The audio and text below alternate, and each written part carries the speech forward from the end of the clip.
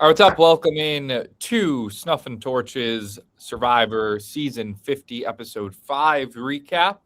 I'm not sure if, well, we're definitely not live right now. I'm not sure if I'm going to air this as like a premiere so that you guys will have the chat. Like, I'll either air this where like at 9:35 it goes live and the chat can watch as if it's live, or I'll just drop it as a video at 9:35. Not sure what I'll do with that. Either way, welcome in. Got myself, Nate, John, Rich, Clemmer. We're pre-recording today. Had some work conflicts later, so got ahead of it, got the screener.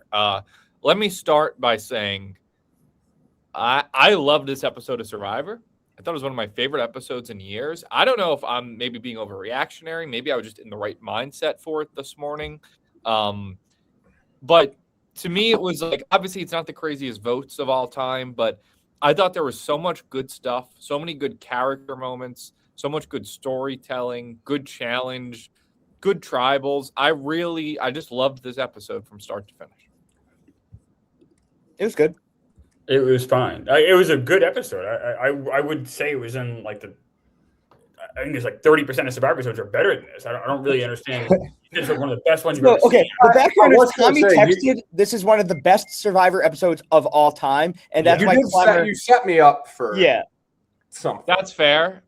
I really, really enjoy, like, I think maybe it was just so enjoyable throughout from start to finish, where we got Coach being Coach. We got Aussie being Aussie. I loved that challenge. I thought that was like a really fun challenge. You got Jonathan versus Joe versus Aussie. You had two tribals where it was like going to go one way or the other, but I'm happy with the result. It went in each way. Like, we thought maybe Christian's going to go. Then Angelina goes, which I think is better for the show. Is it going to be Charlie or Rizzo? Charlie goes, which I think is better for the show. That was a true blind side, too. I just think everything from start to finish, one of the most enjoyable episodes where nothing crazy happened is maybe a good way to put it. But to me, that was just straight up great Survivor. Yeah, I wish we could start this episode over because you set us, all three of us, up for failure with your text. One of the greatest episodes of television of all time. We all enjoyed the episode. I think it was a very good episode, but you did set me and Clemmer and John Rich up for like, oh my God, what is about to happen? And it was just like a good episode. Is that fair, Clemmer? Absolutely. I mean, you're absolutely right. Like it was good. I really liked the way Rizzo's character developed, especially. Yeah. He's a lot of time with Rizzo today. And like, you think for a guy that has like one of the, I guess, newest resumes, obviously on the show, one of the lighter ones compared to other people in that show, he's getting a lot of screen time. Dude, like you can tell Survivor really loves him, and he's been good. Dude, I feel very confident saying Rizzo is making a deep run this season. The amount of I thought he was either out today or making a deep run. That was it. Exactly. They were setting him up to be killed the whole. That was either like because we saw so much of him today, like so much good, so much kind of bad, where he's like they showed some flaws in his game too. We saw so much of him today. It was like, this is either his send off. We've just been watching this guy for all 49 for a few episodes this season. He's getting a proper send off, or he's going to be around for a while as a major character in this season. And I think that proves it's going to be the latter. He's been getting, even from the beginning, a lot of good confessionals. I want to cement my legacy as one of the greatest to ever do it. Like acknowledging his reputation and everything. I think Rizzo's going to make a deep run, and he's really playing well. Like he's like, to get Suri on your, like he charmed Suri in the way that Suri usually charms other people. Suri said, my boy really Rizzo. She gave him information. Yeah. She never does that. Yeah, no, and she wished she could have given him more. Yeah. You're right. I got scared. I got really worried when you saw all the testimonials from Rizzo kind of like patting himself in the back. I'm like, oh no, they're setting this kid up for like a horrible edit here. But he survives again. No, they gave him like yeah, exactly, Clemmer. Like they give him this whole package, and he's so cocky and he's talking the talk. And a lot of times, you end up being the vote. Oh yeah. They gave him like the heroes edit where he ends up winning the battle with Charlie. He's just really good, man. Like, and they always show him on his what's it called? The hammock. It's like that's like where Rizzo makes his plans, and it's just he's good at this game. Like, there's no denying it. Yeah, and I like Rizzo. I feel like a lot of from what I see online, like the community is split on him. Like you either love Rizzo or you hate Rizzo. Obviously, no, that's the thing. I think I'm saying I don't think it has. I think you can also be somewhere in the middle. Like I don't like the way he plays, but you can appreciate his game or something. I think it seems like just from what I see, it's like he's a very polarizing player. I think he's even said that himself. And I understand that we've met him and we like him in person. I think even taking that aside, if we take that aside, I still think I would really like him as a character. I think he's fun to root for. Obviously, we liked him before we met him. Right. Obviously, like I see some of myself in him of like this kid from New York who loves Survivor and the Yankees, but I really think he's enjoyable to watch. You could tell how much he fucking loves the show. And again, I respect good players. I think he's really good. His social game is so underrated. Like you look at what he did to Colby, charmed Suri, him and Dee, giving her that information. And even Camilla, because Camilla to me, stock for Camilla this episode too. She's got a really good radar. She's got a good bullshit detector. Like I loved the move of Rizzo telling her, Kyle told me to work with you before. But even Camilla's like, that's got to be bullshit. He was barely in the game. She's like, and you could see she was analyzing every single word Rizzo was saying at tribal council, every word Charlie was saying. She really reads people well. Now, I'm not going to say she made the wrong read here because she stuck with Rizzo. Who's to say what's the wrong read and what's the right read and wrong read between Rizzo and Charlie? I don't think Rizzo is like a Russell Hantz level guy or someone where it's like you can't work with him. Like you could work with Rizzo. He's a guy you can work with, but the way he won her over. He won her over as the swing vote between him and Charlie. Really, just an MVP level stuff from Rizzo this episode. The way I read that, though, like with Camilla, I still think she hates him. Like, I think if you asked her, hate might be a little strong, but I don't think she's feeling it. I don't think she's, like, charmed by him. I think she's very annoyed. The way I kind of read that was I think she maybe thought Charlie was a bigger, like, threat down the line. And just that, like, Rizzo's maybe a guy that's going to wear thin on people. Yeah, that's how I did it, too. I think that she is not charmed by Rizzo in the way that like Suri is. Yeah. Which is like I think like Camilla, like I said, but I don't even want to say it's like a BS bullshit detector because I don't know if Rizzo's like a complete con artist by any means, whatever. I think there are parts of him that's genuine, but he knows how to use that genuineness well to his advantage. He rubs her the wrong way though. Like I don't think she loves all the boasting. Like I don't think she loves a lot of that. And I could see like when last season started, I wanted to not like Rizzo. I'm like, Riz God. Oh, I could roll my eyes at the thing. But then when I saw him playing, I'm like, oh, I really like this guy. You're Colby. Yes. You're the grumpy old man who got charmed by Rizzo. Old man who got charmed by Rizzo. But with Camilla, there does seem to be a bit of a block there. But you could see, though, she also didn't really like Charlie very much either. Right. So that's why I almost think Camilla had the best read on the situation as a whole, where she wasn't blindly Team Rizzo or blindly Team Charlie. She analyzed them both.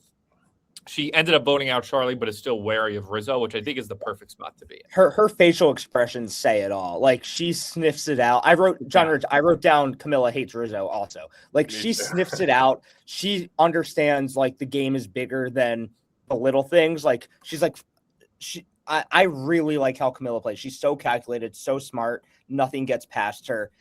She's an excellent player. We'll go into a full recap, chronological recap. But one more thing you want to go ahead, John.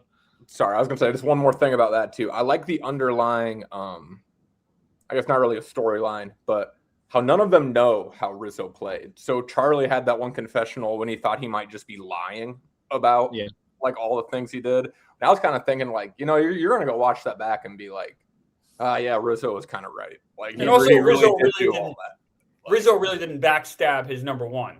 No, it wasn't like that at all. So Charlie, I think both players that went out tonight, Charlie and Angelina, really disappointing this season. Angelina disappointing in the sense of I didn't expect her to be good at the game, but I expect her to be more entertaining. She gave us nothing the whole season. No Angelina moments. And Charlie, disappointing in the sense of he's a guy I had high hopes for. He was my winner pick as recently as last week, and he just got too caught up in that number one thing with him talking about Sophie Savannah, which wasn't even true. And it's like, Charlie, you just can't bring those wounds into the. But that's another part I liked about tonight. Talk about old wounds into the game. Aussie with Cochran and Christian, which we'll talk about.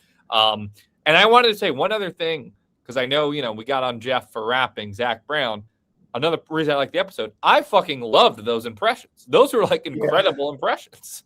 Pretty good. I thought they were like funny and like really good. And to me, that's one that like, that didn't feel as like forced cringe as him coming up with like a premeditated rap or whatever. Like that was like on the spot. Like that felt like, yeah, that's how you can have fun with season 50 in a non-cringy way. Yeah, I felt like that's how Jeff probably like talks to the crew. Like they're probably shitting on the contestants, like playfully doing impressions of them and stuff. To go back to Charlie real quick about one thing, like even D called out Charlie. So he's like the dumbest player here, which you usually don't hear that strong a language about somebody. And I think she's right. Like Charlie could not have played, and he's someone I liked from his last season. He was just a train wreck this season, just in way over his head and just spiraling and just lost. And I think you saw in his face when he kind of gave his last confessional, he had just like, I think he realized he just played a horrible game. He could not get over it. Like he could not move on and mend any sort of relation. Like, we talked about it a lot last week, right? It's just like, he played terribly last week. And I was like, I love what I'm seeing from Charlie. He's being so petty. It's the worst gameplay possible. And then it bit him in the ass, obviously. I do know you love pointing out when you're right, so I have to point out when you're wrong. I believe in week 2 or 3, Nate, you said something along the lines of like Charlie's playing such an unbelievable game, and he had never even been to tribal council. Stuff can change. I don't know. What do you mean? It felt early to give him that much of praise. Epic burn, Smokes. I got Someone played good and then played poorly. I don't know if he ever played good. He never went to tribal, is what I'm saying.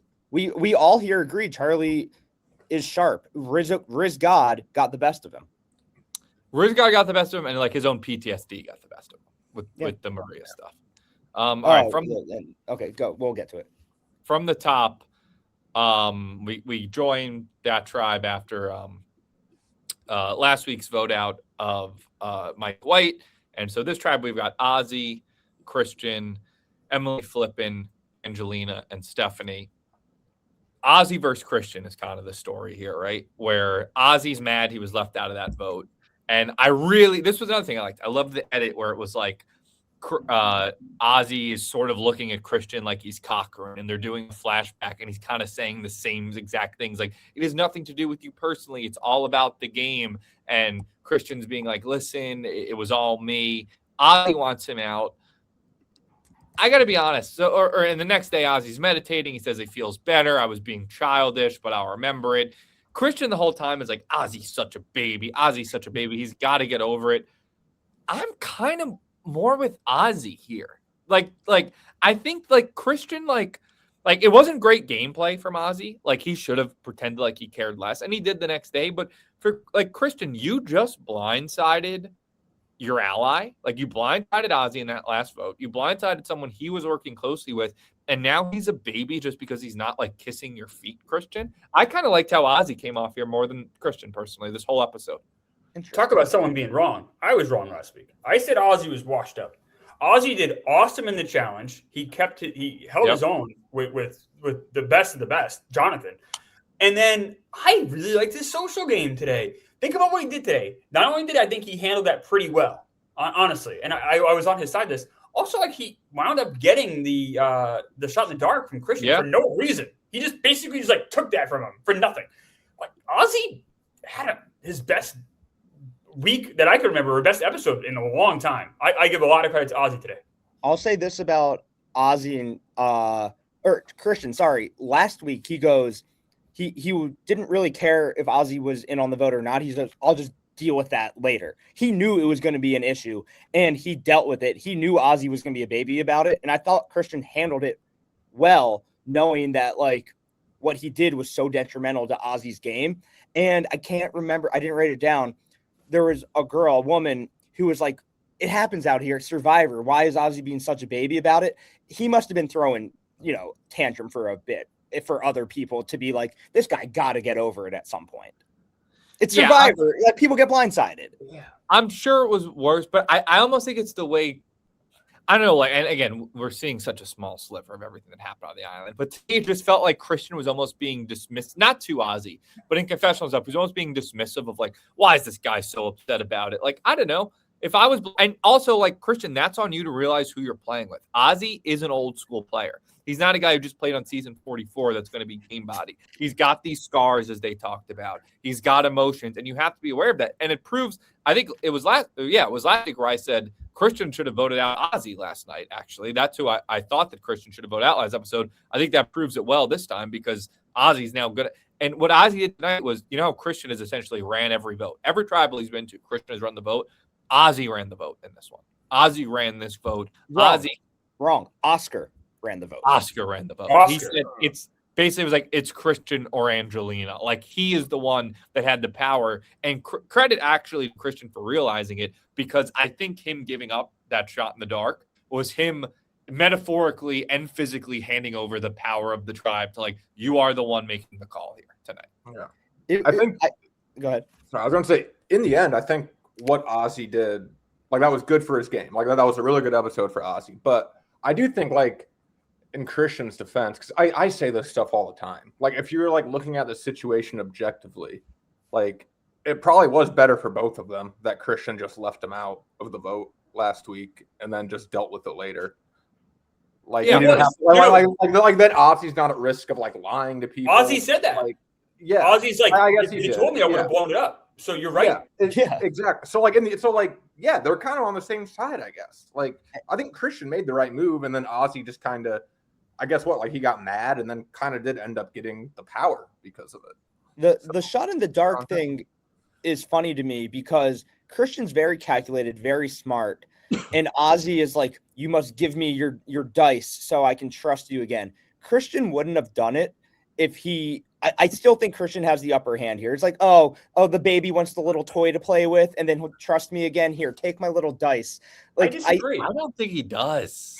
It really doesn't mean anything, though. That's what I'm saying. It doesn't really mean much. It's just like, no, that's not true. It can help you. Also, it's helped once in 7 years. It's an asset. He got something. That's a good thing. But is it? I don't think Aussie can use Christian. I think he has to give it back. He can't use it? I don't think you can. I mean, this is when it would be helpful. I don't know. I'm pretty sure it was just like, so Christian can't use it. Yeah. I don't think Aussie can use. You can't use 2 shots of dark. I think he's giving it back. I think it was just ceremonial. I don't think he's giving it back. No. You don't think he could have used it? I mean, it's a physical thing, which I honestly wasn't even sure I realized. If you noticed, it said Christian on it, which I thought was okay. It did say Christian on it. Even so, let's say he can't use it. He still removed an asset then from Christian. Yeah. Either way, you got something for nothing. That is a win. Yeah, and also you think about the tribe dynamics now. I didn't really realize that Stephanie and Aussie were so close. I feel like they didn't really show that, but Stephanie's It in my head, whatever. I didn't realize that Stephanie and Aussie had talked about Aussie having the idol. Like that. I guess maybe they didn't show that. Maybe that didn't register in my head. But Stephanie and Genevieve, they found it at their camp, the original Vada who sent it. So that's a bond. Like Aussie and Stephanie are going to work together. Old school players. They have not been on a season together before. I do not believe. But whatever. Old school players.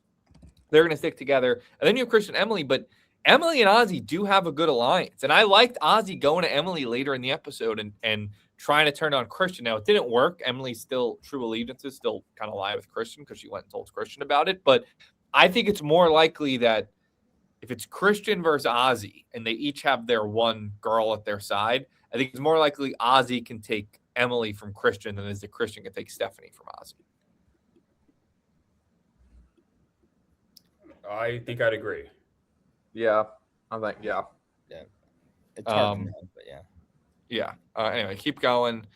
Orange tribe, so the Sela tribe. So we see Jonathan, Camilla, D, Charlie. They're the 4 from the original Teal tribe. None of them been to tribal yet. That theoretically would leave Suri, Rizzo, and Devins on the outs. Devins, credit to him, and this was a scene that they put out earlier, and I forget who tweeted it, but him talking to Jonathan, like pretend like they're stepping on a duck.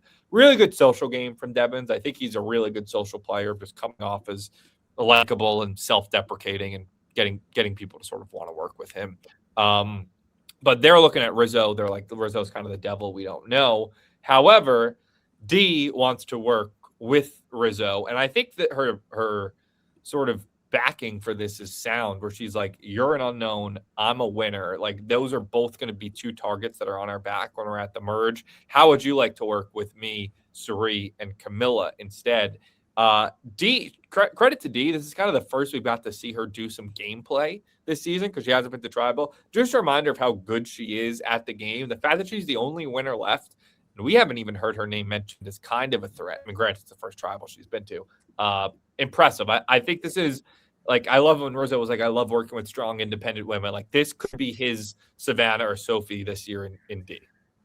Rizzo says the right thing at the right time to the right person every single week. They flock to him. He even said, he's like, they come to me and they just give me exactly what I need. I don't know how he does it, but Rizzo is like, I just took that as such a win for Rizzo. He's great. He's great. The Cirie connection, the D connection made a lot of sense. Newer player. We kind of saw him. I want to say Savannah and D are similar players, but they're more similar than dissimilar, I guess, on some way. But the Cirie thing, I was shocked by. I just didn't think Cirie would have the time of day for Rizzo. But Cirie's such a good player and can work with so many different people. I guess I should have saw it coming.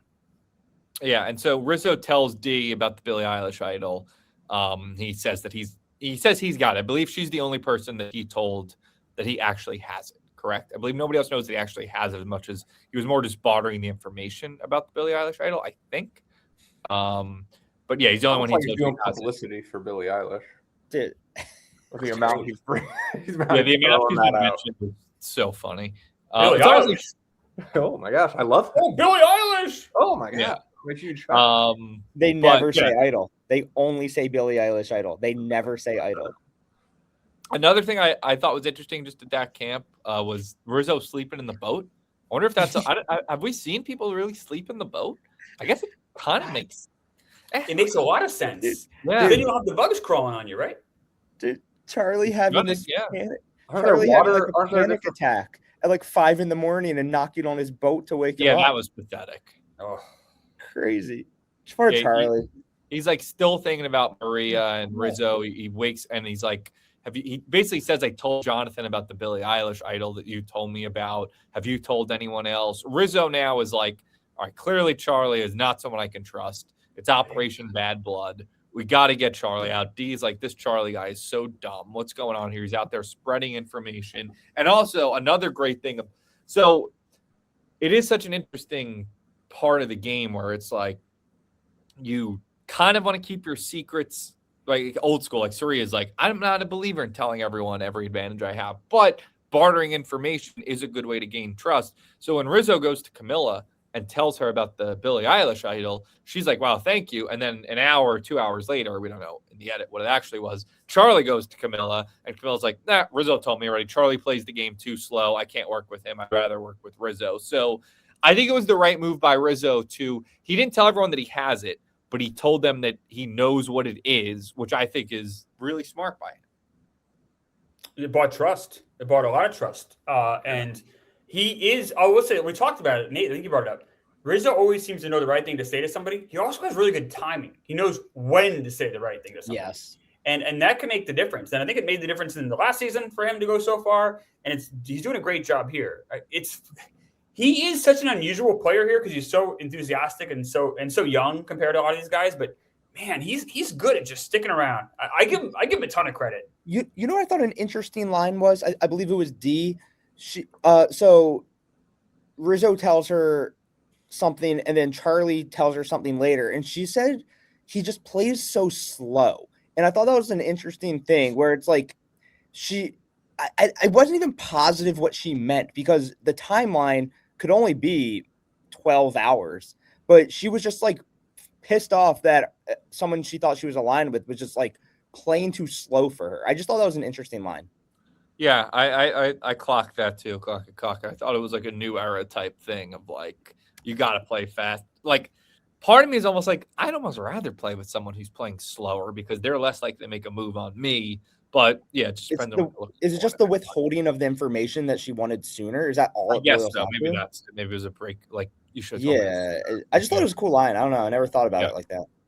And then over on the other tribe, they don't go to tribal, but this is the most time I feel like we've spent with a tribe that hasn't gone to tribal, maybe outside of the first episode when there was 3 hours, obviously, but we really get the dynamics of the coach tribe.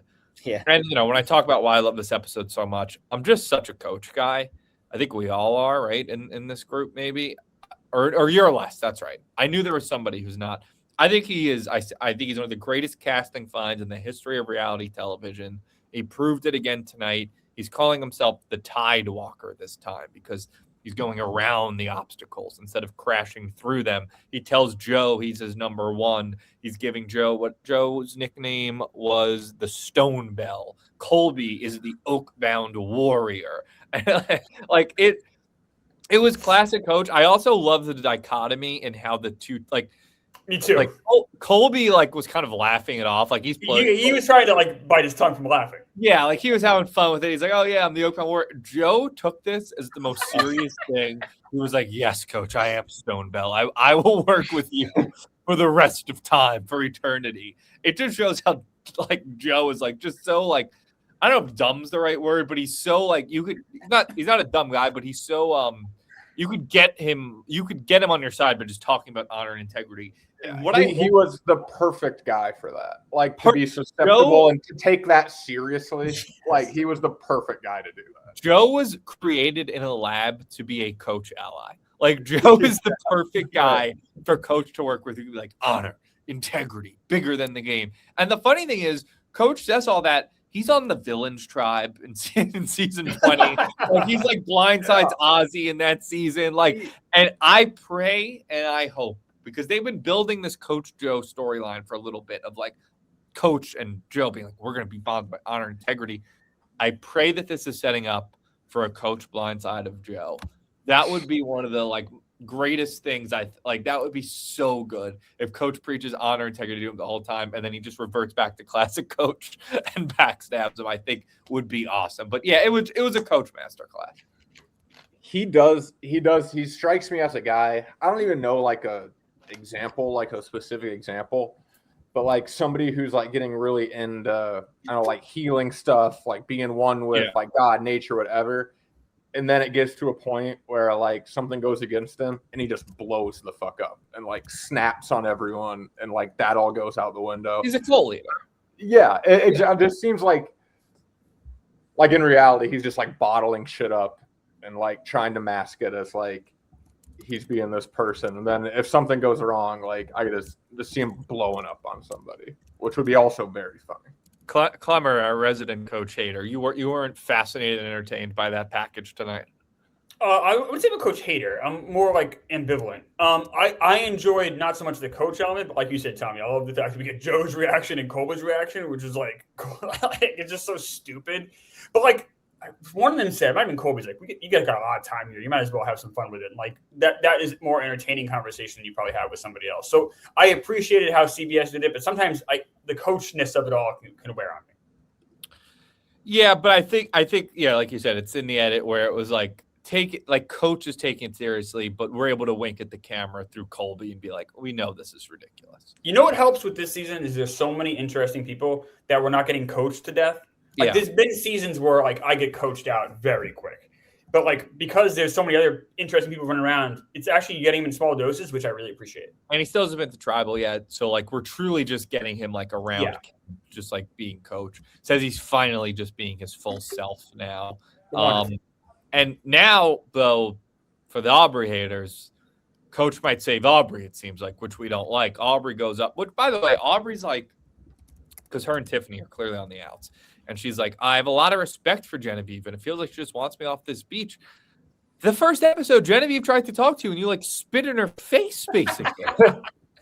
Maybe again, this is like playing with the edit, where it's maybe something. There was a conversation first where Genevieve was dismissive of Aubrey. We didn't see that, but from what we've seen, which is all we can go off here, we can't guess what may have happened. Is like Genevieve was wanting to work with Aubrey, and Aubrey dismissed her, and then Aubrey's like, Genevieve like has just wants me out. Yeah, no shit. But honestly, credit to Aubrey's game here. I know the chat will hate to hear me say that, to recognize the dynamics of the tribe as like, all right, with this, like, it depends on what group of people you're with. It's almost Philip Shepard-esque. Some groups of people will look at Coach and they'll say, he's coach. We're not going to take him seriously. He's an outcast. We could vote him out. Other groups of people are going to be under coach's spell, and they're going to recognize him as the de facto leader of the tribe. And credit to Aubrey for reading the dynamics. That's what's happening at this tribe. Joe, Colby, Chrissy, I'm sure Genevieve's not, but they're all old school players at heart. And they're like, it's working on coach. So Aubrey's like, I got to go nestle up next to coach and sort of be his ally. And it looks like it might work for him. Could I just say the Aubrey-Tiffany alliance is like the two players that I just like, I don't care about this season. And like, there's no worse. Like, you could have put any group of people who are left, any two together, and there's no one I want less to do it than Tiffany. It's truly my bottom. It's my bottom two of people I want to watch play Survivor. When they said they were getting along, I was like, of course. Yeah. Of course they are. Do you think they're trolling us with the Tiffany edit? What do you mean? Like, are they? There is no edit. What? That there is no edit. Yeah. You know, she's good with ropes. It's amazing. That was actually amazing. Yeah, I feel bad for her. I think the Tiffany edit is just like they know that she was like she's the last cast one on the season. I assume like she was the biggest like what's she doing back? And I think that they know you have 24 people, a lot of legends, 3 Aussie coach. They know that like we're not going to give Tiffany screen time unless she absolutely needs it. I would also take this as probably she's not long for the game or she's not going to win or be a big like if she. All right, sure. She wasn't like the biggest person I cast back. If she won though, or if she makes like a big run, we'd be getting a big Tiffany edit, no matter because they would just have to. You have to do that to the winner. I think it's like they kind of know nobody's tuning in for Tiffany every week, and she must not be a big It's making me root hard for her. It's like I never want her voted out. I want her to go to the final four, and we'll be like, Tiffany's still here. Yeah, I got nothing against her. Seems nice. I don't. It makes me not care about her. We're not seeing her. I don't care. Yeah. I forget she's there. I'm like, oh, that's right. I'd be so mad if I went on this show and I'm starving, I'm not eating and or not sleeping, and then I go home to watch it, and I'm like, family, gather around. I did something really cool in this episode. Like, you won't believe what I did in this episode. And they just because you can't be out there doing nothing. Like, you can't be. You have to be doing something. I'd be so sad. Like, they're just not showing me. She's probably climbing trees, chopping down coconuts. Who knows what she's doing? They're showing none of it. Makes me sad. She got the ropes tonight. Yeah. That brings us to the challenge. Big reaction. That's like another classic Survivor thing to me that I like tonight. The big reaction when you get to the challenge. That person got voted out, Mike White. Like that felt good. I liked when they were walking up. I don't know who said it. Might have been Charlie or someone was like, "This is all you, Jonathan." Like they must just say that every challenge they walk into. Just like, "This one's all you, Jonathan." I really liked this challenge. I know it's a little bit like, obstacle, but like it was different. And like we got like I love that it started with Joe, Aussie, and Jonathan in like a swimming and lifting and digging, like 3 titans like of like challenges. Them 3, then at the end again throwing the stuff up on the end. Like it was a really close challenge, probably the closest of the season. I just found that everyone had like different roles. It was sort of easy to follow. Like, oh, Tiffany's no puzzle. What? Yeah, no puzzle. Yep. Like I was a lot of times challenges I like can zone out on, especially if it's like the same shit over and over. I was locked in from start to finish on this challenge. Yeah. I like the bags ending instead of a puzzle. I always like throwing bags on a thing for some reason. Yeah, me too. Or throwing like a ball through a hoop or something. I'd rather see that than a puzzle. It was fine. I give like much like this episode. It was good. Yeah. Joe wins it for his tribe. Also the Colby foot injury. Yeah. That was mentioned. And he didn't sit out. Right? Wait, he did sit out? He did. He sat out this challenge because of the foot injury. Okay, that's what I thought Okay, yeah, he did sit out. Sat out. The numbers in my head don't make any sense. Okay, it was a 6-person challenge.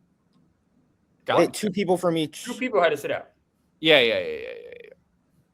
Okay, that makes sense now in my head. Yeah, funny how they sent Kyle home with an injury, but Colby's allowed to stay. I'm just gonna say, like, I wonder if it's more of like what is it, Chekhov's gun?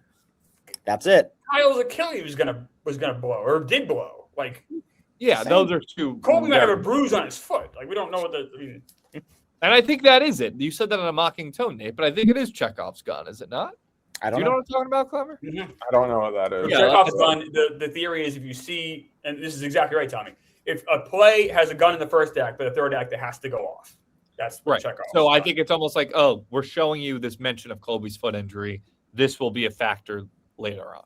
So the only reason I agree with you, Tommy, the only reason I would disagree with you or say that maybe not is just because they had to explain why someone like Kobe would sit out this challenge. So they had to at least say, okay, that's fair. Because my foot. That makes sense. Oh, the foot could heal. But I think you're right, Tommy. The way it was kind of just framed, I felt like this isn't the last time we'll hear about his foot injury. Yeah. So going to tribal council is the Charlie versus Rizzo tribe and the Christian Aussie tribe, basically. Christian wants Angelina out.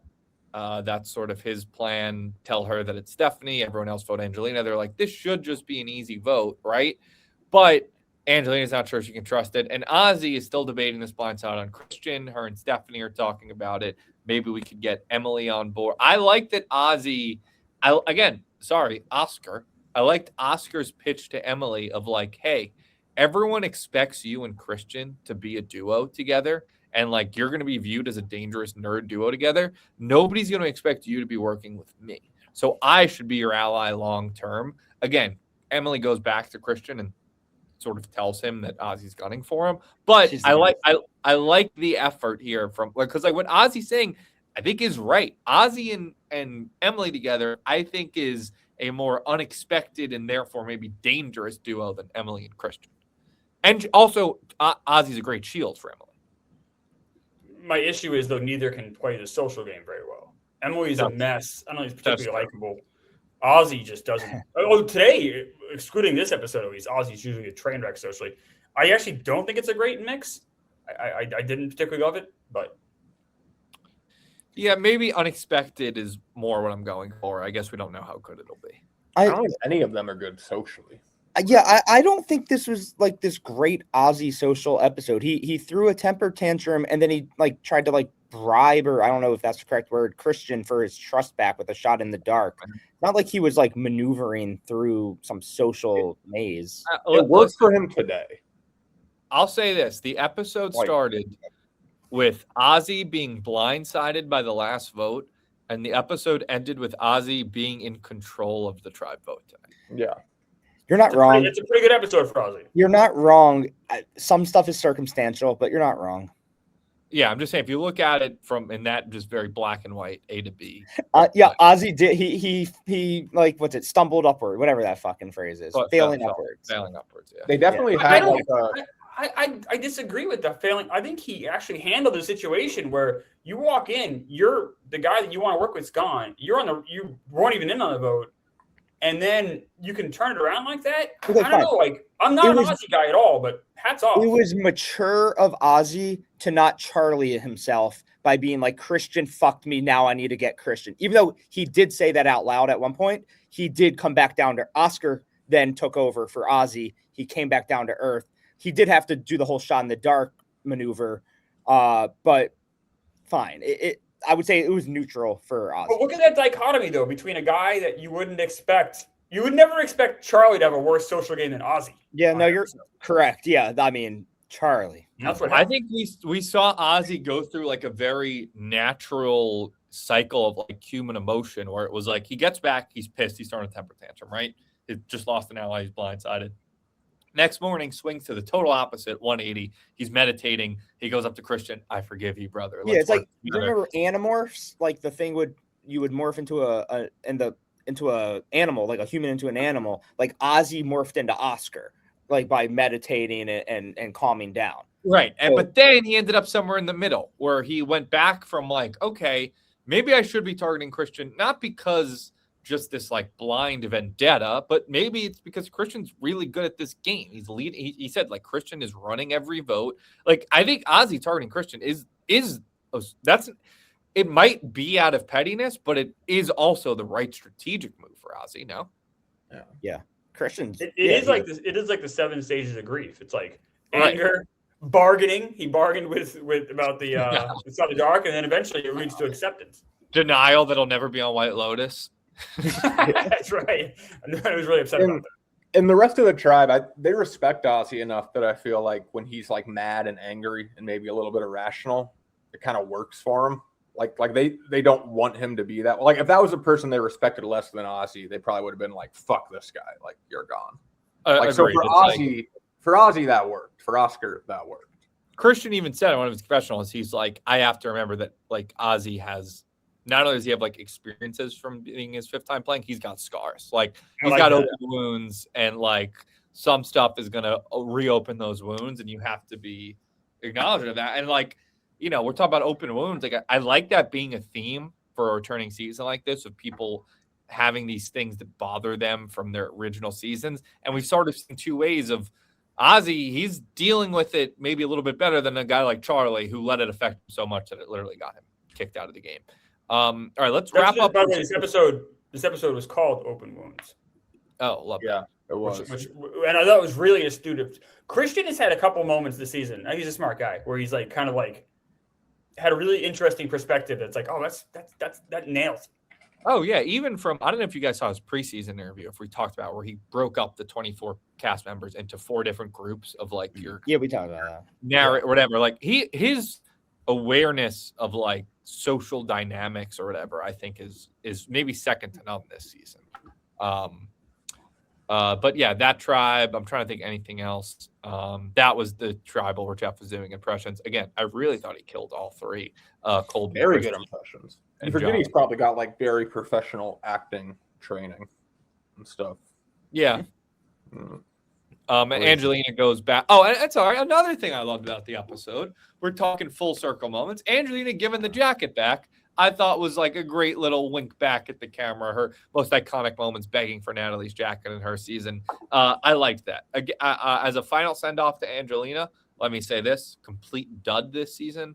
I don't know if we talked about this last week, but I read somewhere that someone said that like Q and Exit Press was saying that Angelina was leaning too hard into her character in confessionals and in the game, and that's why Survivor cut a lot of that stuff. Like she was trying to negotiate Rice like from the get-go, and maybe Survivor thought it was coming off a little bit phony. So maybe that's why we didn't see a lot of her. Maybe she was so over the top herself that we saw none of it. But Angelina, just a complete nothing on this season. It actually makes sense that she's the next one out, because I don't know if you guys saw, but both Angelina and Mike White this week were talking about how neither of them have talked to Christian basically since the game ended. Dude, oh, really? Yeah, that was like on my For You page. It's just, they're being such babies. Mike White, come on, man.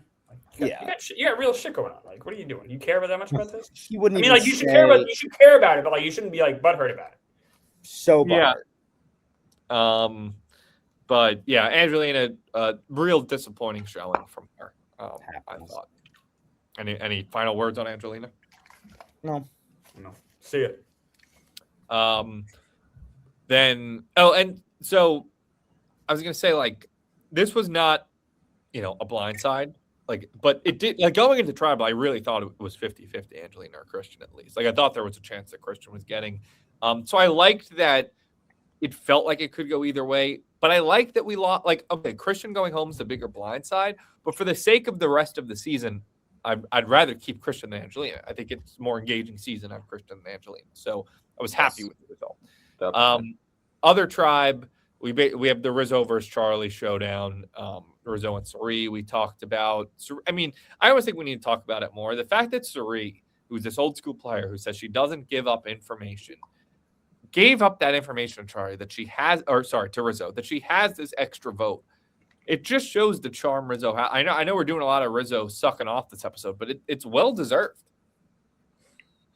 No argument here. Did he invite you to a Yankees game, Tommy? He wants to go to a Yankee game together this year. We're going to the game tonight. Yeah, we're going to San Francisco. Yeah, so I we're in San Fran. Yeah, I again, Suri also, you could even see like a twinkle in her eye when she says the name Rizzo. Honestly, like, oh, Rizzo. Like, she like really likes him. I wrote down, she goes, my boy Rizzo. I said, what? Yeah. She probably liked that he just like had the confidence and balls to like do that to her. Yeah. Honestly, because nobody there, I always forget this, nobody there knows a fucking thing about Rizzo. Like, he could have, like, no one's seen him play. He's just complete nobody. And he's like coming up to Suri, who's probably had, people probably scared of her. And she's like, all right, guy, like, Yeah. fine. Like, Let's play ball. Yeah. yeah, right. So I did think Rizzo was then going to screw himself over because we're seeing all these clips of like him talking about he's like, I played really good. I'm not going to lie to you guys, which I guess fair to say, like, I'm not going to, like, I guess it is better to be honest, but like he's talking kind of cockily and it's almost like, Rizzo, shut your mouth a little bit. Like, Rizzo, you're going to put a targeting back. We get to tribal and who was it? Who brought up that Rizzo was really good with the idol? It wasn't Charlie. One of the was it Devins? Like somehow they knew that he did idle play. They said that Savannah had mentioned that. Yeah. They said Savannah had mentioned, and Devins was on a tribe with Savannah originally, remember, that basically, hey, he was really good with the idol where he was using it to bluff through multiple tribal counters. I forget who brought that up. Someone said it, yeah. Yeah. But Rizzo probably wasn't thrilled about that. Like, Rizzo got to be kind of pissed at Savannah for saying that, to be honest. But, I mean, Rizzo did his Jeff Probst impression like 3 times. Like, I just got my snuff torch. Then he goes, Riz God, get over here. You want to go back? Yeah. He was telling the story about how he got back. It really must be crazy. He's playing for, he said 36 of the last 45 days of his life have been Survivor. Now, I guess people just used to play Survivor for 39 days. But if he makes a far run, he'll be playing like 50 out of 60 days. You know what I was going to say is, let's say Rizzo, and we're guessing here, but based on everything we're seeing, let's say he makes a deep run. He comes in like, I don't know, 5th or 6th. Who do you think will have the more impressive run in back-to-back seasons, him or Savannah? Oh, because Savannah won. Him. Right. Him, yeah. I agree. I think he'll be the more memorable. But again, winning is everything for sure. But if we're talking back-to-back runs, though, I mean, you got to look if he goes that far. Right. It's big F. Especially considering this season, who's playing this season. Like, this isn't a Trump season. This is back-to-back. Right. No. Would you rather have 2 bronze medals or 1 gold? Yeah, you'd rather have 1 gold. Right. Yeah. You want to be the best at something, for sure. But also, I bet there's probably a group of people who would say Rizzo was more impressive last season than Savannah, even though he didn't win. Course. Like, I don't agree with that, but there's an I almost think the you can make an question, argument. Yeah. I think the question is, let's say, again, it's almost pointless to have this hypothetical debate, but let's say Rizzo, whatever, he comes in 5th and 6th, and he does cement himself as like a really good player, right? It's not like he floats to 5th or 6th, that he makes a big move or two. Would he himself trade his run and his legacy for Savannah? Now, with Savannah's, he gets $1 million, but Rizzo is such a Survivor super fan that, like, to him, I almost think is being viewed as like this incredible player in a big returning season might mean more to him. It definitely does. And I think you could ask him, Tommy, at the Yankees game. Over a bucket of chicken. Ask him after the season. We see how he does. I also think at this point, Rizzo's probably, it's kind of aside the point maybe, he's probably more likely to go on like Traders or whatever the other shows are because people like him. He does things. He makes moves. Like he can probably have a career in this. This is a little unfair to Savannah. She was really good in the season she won. She was good this year. She very unlucky. She sniffed everything out before it happened. She knew what was going down. She just kind of was in like a no-win situation. Oh no, she's one of the best winners. One of the best winners of the new era for sure. But I'm just saying in comparison, you're like nobody's gonna remember that she was even really on this season. I mean, you know what will be interesting is how Rizzo's playing of the idols from 49 affects future playing of the idols. He might have revolutionized Survivor in like a weird way like that, where they'll be like, oh, he tried to Riz God with the idols and it didn't work, whatever. So we'll see if that lasts. Yeah. He definitely changed my perspective on it a little bit. Me like, too. I'm always just play it right away as soon as people know you got it. And he could not have proved that theory wrong any harder. He got an idol instead of saving himself 1 vote. He basically, saved himself. But I thought a lot of also like good points at the tribal or interesting conversations of Rizzo talking about how like, hey, Malcolm, Russell, Amanda, they all do really well in their second season. Like I'm like for him to say that out loud, I thought was kind of questionable, and they're showing Camilla's face. Charlie, I thought was interesting where he was like, I mean, Charlie just hates Rizzo so much, but he was like, Rizzo's the hero in his own head right now because he hasn't seen Survivor through other people's lens, which is, I think, a good point. And Devin saying that like Rizzo has no idea how his cast members actually perceived him on the season. Like Rizzo might be like, I came in fourth, I played great, I fooled everyone. And then he might go back and see confessionals where it's like Rizzo's like, whatever, we don't buy it or whatever. So I thought they're just interesting conversation. Well, I thought that was unfortunate once again for Charlie, because when they do see Rizzo's episode, they're going to see Rizzo was not lying about anything. Right. Right. And well, Rizzo wasn't. What? He was kind of the hero of the season. Like, yeah, and he played great, and that's why he was brought back. And Charlie was like, "Oh, he's probably just the hero in his own head." No, he kind of was the hero. It's actually funny. The only thing that Rizzo lied about is the only thing that Charlie believed. The only thing that Rizzo lied about is that Sophie was his number one instead of Savannah. When in reality, he just said that to kind of throw people off his scent of how much he was working with Savannah. And that's the only thing Charlie believed. And it ended up tanking this whole game because he became so obsessed with it. Yeah, it's pretty interesting. He lied to Camilla about Kyle. But, I wonder if that got different. Well, that was a lie about season 50. Yeah, right. Yeah. But yeah, 4-3 vote, true blindside. Like you could, I almost think Charlie was less blind. No, he seemed blindsided, but like Jonathan and like it was the other person on the outside. Jonathan and Devin almost even more blindsided. Where Jonathan especially was shocked. Charlie puts his head down. I loved Rizzo also like using the Taylor Swift lyrics against Charlie in the final vote out. Okay, Devin's looked impressed. I didn't like Charlie being like teardrops on my guitar. I liked Rizzo using it like against Charlie, like cutting it, like killing him with his own knife, essentially. It was so cocky. I wasn't. It was awesome. It was so cocky. Were you guys shocked at the result? I was not. I was not either. Because Rizzo would have played his idol. Because we knew that D was with this group. So I think if D thought, they're gonna go a bad way, she would have had Rizzo plays. The second Rizzo didn't play his idol, I'm like, he's safe. And also in hindsight, like Rizzo not playing his idol to get out, they would have made that a storyline. I was gonna say, right? I mean, deciding not to play it after all that. I almost forgot at Tribal Council that he had an idol because it was so not a part of, like you said, there was never like is Rizzo going to play his idol tonight story. Right. But yeah. I like Devin's reaction to Rizzo. He seemed impressed. I think Charlie, say it again. Sorry. I was going to say though, I like Devin's reaction to vote. Well, he's like, good job. Impressed. He's kind of cool. Yeah. That was cool.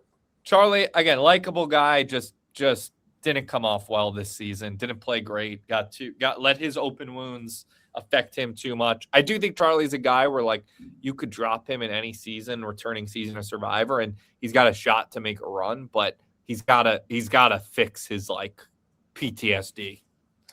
I was thinking it really shows how different you play when you're playing with good players compared to the baristas that they toss the new players with. It like these real players from returning players can really fuck you up way more than just whatever gym they throw at you from the Brooklyn Starbucks. And Charlie could not recover. Yeah, this kind of exposed Charlie. Just like he wasn't as good of a player as I thought he was, and maybe he just was the benefactor of a weaker season as far as competition goes. I can't imagine how good it feels. They were gunning for each other, and it happens a lot. But when you're gunning for each other and head to head, and then when you win, it must feel so fucking good because like it's going to be the way they show it on TV is going to be awesome. And just the other Charlie and he was crying more or less. He lost the war. That must feel terrible. It's like the beta version of Boston Rob versus Russell. And I say that as a beta myself of someone cut from the same cloth as Charlie and Rizzo. But like Charlie and Rizzo and Jeff even sort of acknowledged it at Tribal. It was like, Charlie, do you see some of yourself in Rizzo? Like they're similar archetypes. They're similar archetypes. And like instead of working together, they ended up just going at each other. Really only because of Charlie. Like I don't think Rizzo was going in like, I gotta get fucking Charlie out. No. Like they end up going at each other. And for Rizzo, there's also got to be other, like, forget just the game. It's like, hey, we're the same archetype of player. We're kind of back on season 50 for the same reason. We're both new era players, and I'm going to be the guy that wins this war and, like, becomes the more memorable archetype of this player. You know what I mean? Like it's so much bigger than the game too. It's like Survivor legacy, which I know Rizzo does care about. Poor Charlie. Charlie, if you're watching this, sorry, fella. Again, I like Charlie. I think he's I think Charlie is self-aware. I mean, again, we're guessing here, but Charlie seems like a nice, normal, self-aware guy where I would guarantee he watched that season back just now and was like, what the hell was I doing? Like, why did I let myself get so fixated on getting out Rizzo because of one comment he made that ended up not even being true? Do you think when it comes to the Go ahead, Clemmer. I was going to say Charlie's a smart guy. Like, I think he even realized it during his testimony. I think he's like, fuck. Like, you know, he had a horrible game. I'm sure if he could have a redo, he'd love to have a redo. That sucks. That's a shitty feeling. Excuse me. Bless you. Thank you. And I said it too, but like he questioned so much about Rizzo. Is Rizzo lying to us? Is Rizzo lying to us? He never questioned, is he lying about that whole not voting for his number one thing, when that would be the number one thing to lie about? Like, he didn't consider, like, maybe he's downplaying his relationship with Savannah because they're both on this season together. Yeah. Yeah. I was going to say when it comes to the vote, because I always wonder this, like the way like Jeff decides to organize the votes when he lays them out.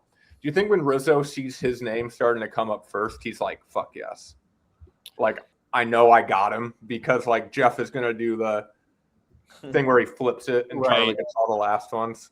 It is like, I'm sure there's a science on it of like what name gets brought up first. A certain like he's probably hoping to see his name.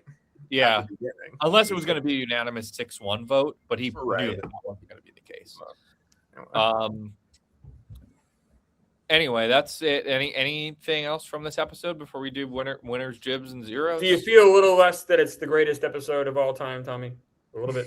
Walking that back a little bit. I'm not saying it's the greatest episode of all time, but I just think we got an hour-long, good, chewy Survivor discussion on this episode. And more points to it is like 2 tribal councils. Like, obviously, that's sort of a built-in cheat code to make the episode more entertaining when you have 2 votes and 2 strategy sessions. But that's part of it. Again, the challenge.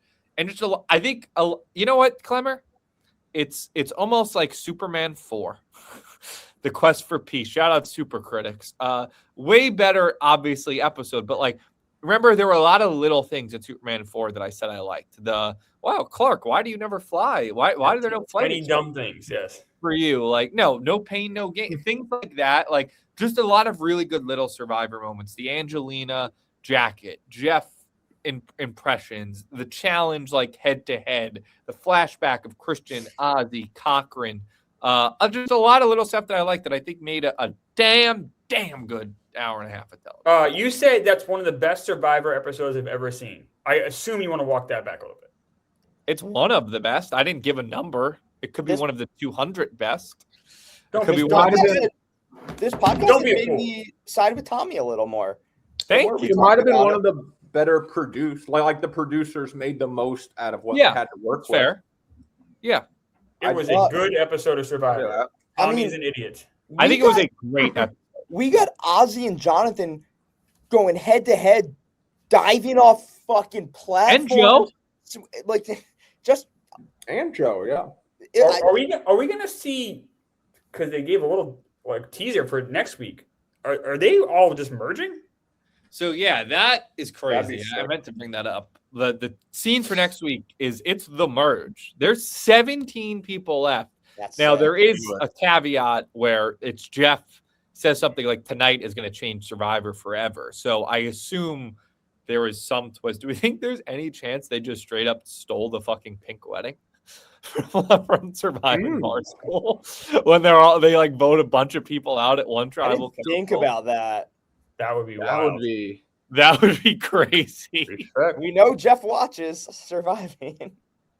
That would be awesome. I don't know if we do know that. No, we don't know that. I talked to him. Him. He's aware of it.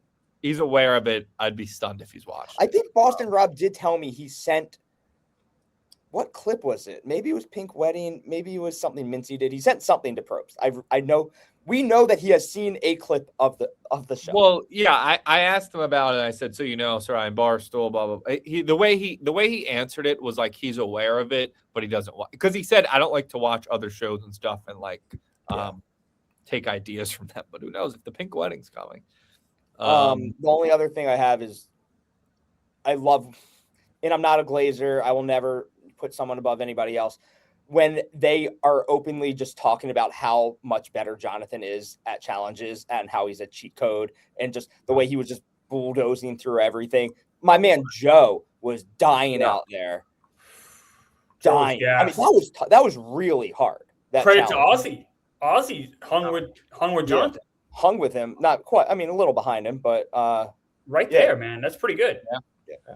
I love Jonathan, though. I love Jonathan just for the challenges. Because challenges have forever been my least favorite part of any episode. But Jonathan gives me a good, like, all right, let's see something fucking crazy. And you know what? So he's great to have for that. He's been good socially. And like, you know, he's playing a good game. Nothing like over the top. He's not playing above the rim or anything, but he's playing a good game. But he's also so good at challenges that like he doesn't even have to play the game until later on because they're not going to get rid of fucking Jonathan. Like they don't want to. Yeah, like at least in the first few episodes when they don't want to go to vote. I do agree with you that Jonathan we're seeing a good side of him, like playing the social game a little bit more and being more interested in strategy. The one knock on Jonathan's game is that he has been to one tribal council and he was on the wrong side of the vote. Because he's winning everything. But you're right. Yeah, wrong side. Man. It's also less important for him to be on the right side of the vote because, like we said, he's not going to be targeted. Well, I will say now he might be targeted real soon if there's a merge. No one gets hurt more by an early merge than Jonathan. Yeah, it's very true. There. All right, winner pick. I think I was on Charlie last. I mean, you know what? I bullied you though. You wanted to switch. I bullied you into staying on Charlie. So I won't hold that against you. I mean, I don't love it. I don't think he's going to win. I think he is going to make a great run, but we've talked about him so much today. Just in honor of him winning the battle, I'll switch from Charlie to Rizzo. It's fair. I like that. Me and Clemmer have been on Genevieve. There's no real reason to switch. If I were to switch, I would say Camilla. She's just the sharpest tool in the shed. She just gets everything. But I have no reason to switch off Genevieve right now. But if I were to, it would be to Camilla. She would be my other pick as well. I had Camilla 2 weeks ago. I'm sticking with her. I think I'm a little bit worried that she is maybe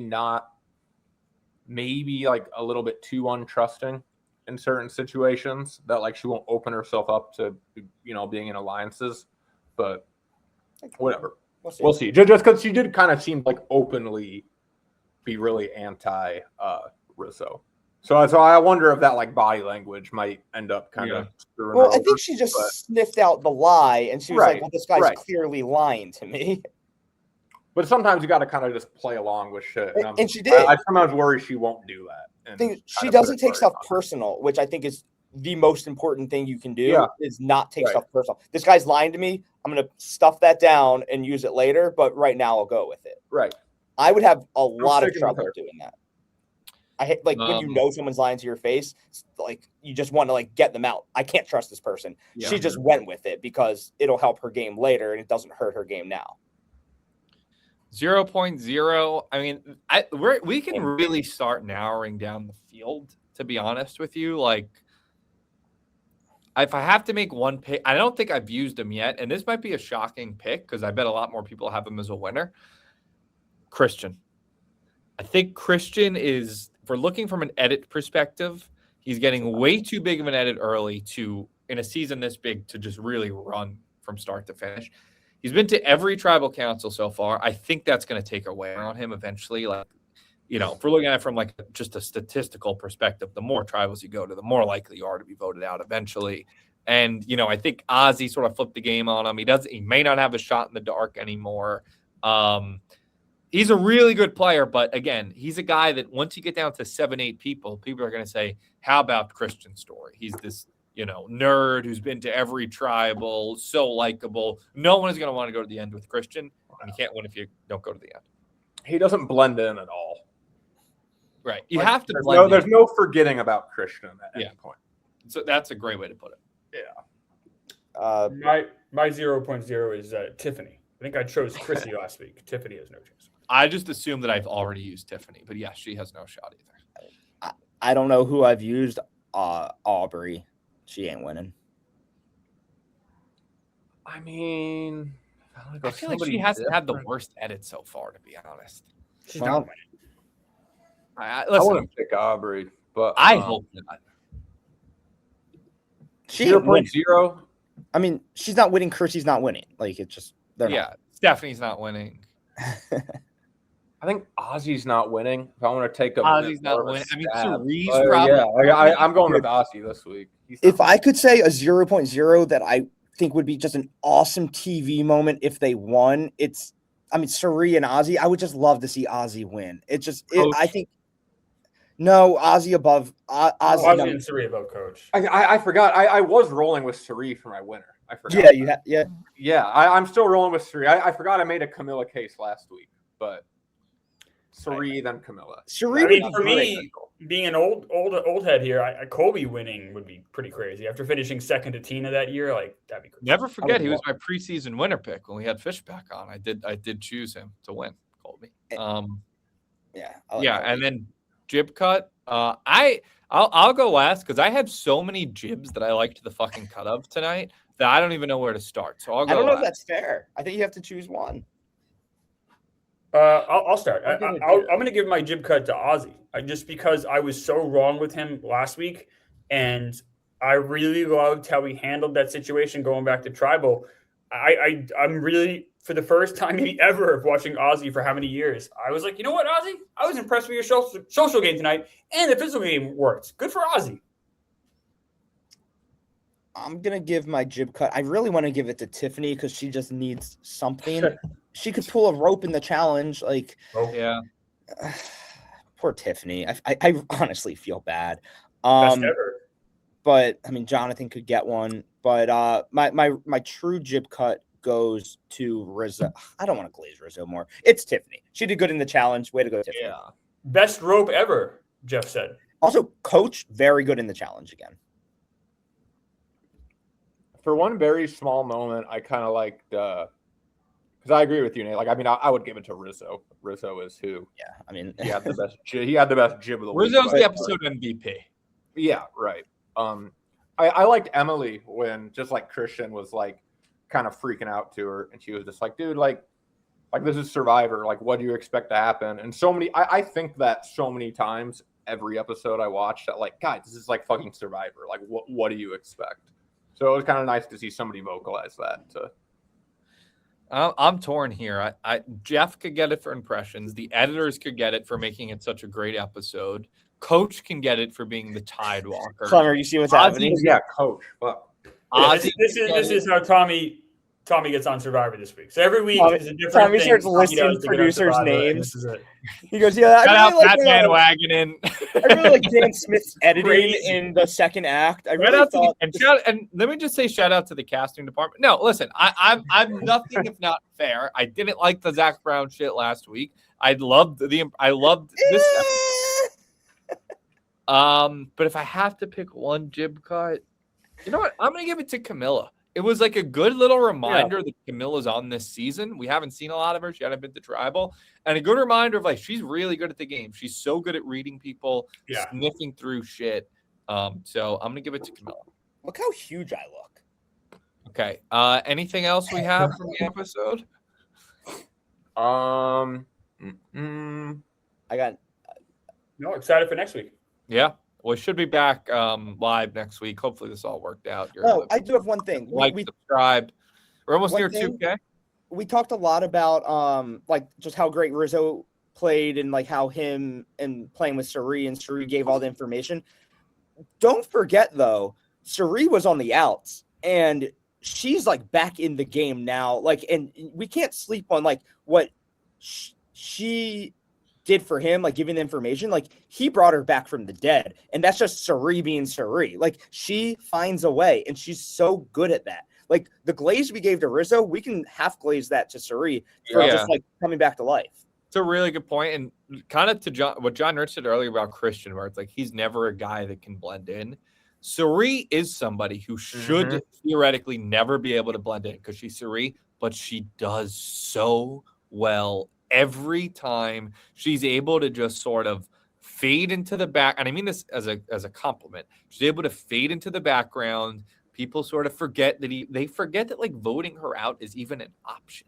Like tonight, like why was Cerie's name Cerie's name never came up? Never won. And Should not just absolutely that, come up. maybe it was foreshadowing. Maybe it was just a nice TV moment when Rizzo's like giddy. He's like, I'm playing with like my survivor hero. Cirie don't care about that. Like Rizzo, I think Rizzo's good enough at the game that he won't let that affect voting or gameplay. But man, you slip up a little bit and Cirie will get you. So I'll say this too. I said earlier, no one benefits less from an early merge than Jonathan. No one benefits more from an early merge than Cirie. Yeah. The one reason to vote her out, a bad challenges, take that off the board. That's one less reason to vote Cirie out. Yep. Yeah. All right. That's it. Like, subscribe, and we will see you guys next week.